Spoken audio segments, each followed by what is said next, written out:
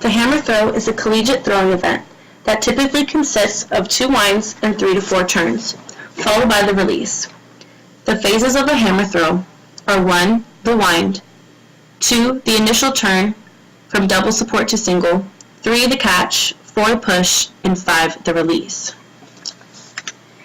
Images 1 through 10 in this graphic demonstrate the first phase of the hammer throw, which is winds.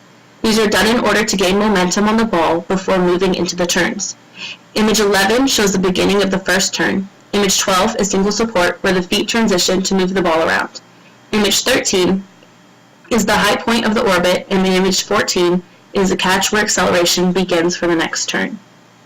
In the second graphic, images 15 and 16 demonstrate the low point and transition back to single support in 17, and the catch in 18. Image 19 shows the push into the low point on 20. Finally, image 25 through 27 show the release of the hammer.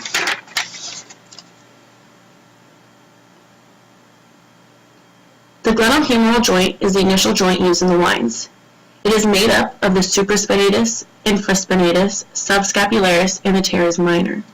In order to maintain balance and posture, the abdominal muscles are utilized throughout the throw, keeping the trunk erect. These muscles are the rectus abdominis, transverse abdominis, internal and external obliques, and the aponeurosis. Countering the abdominals are your back muscles, in this case, the traps, lats, levator scapulae, and the rhomboids. All of the power and movement in the throw comes from the legs.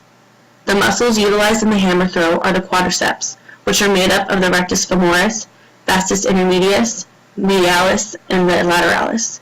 The gluteus medius and minimus work to flex the hip, which we see when the thrower is in single support. As for the knee joint, there's the biceps femoris, popliteus, semimembranosus, and semitendinosus, also helping in the flexion of the knee. The longer a thrower remains in double support, the more acceleration they can put on the ball. Acceleration occurs during the push phase after the catch. At this point, the ball is going from its highest point to its lowest. Catch, push, catch, push. The most common errors in the hammer throw are stepping into the ring early and pulling the ball behind you. This is commonly seen when a thrower spots by whipping their head around with the body following, when the body should move as a unit. Another error is not keeping the body level throughout the turns and moving up and down, throwing off the orbit. In this throw, after my first wind, I whip my body in, not letting the ball lead, throwing off my orbit, and releasing hard.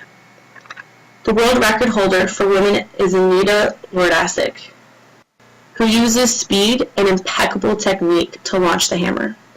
It may appear that she is whipping her head, but looking in slow motion, you can see she is countering the ball perfectly, gaining more speed with every turn.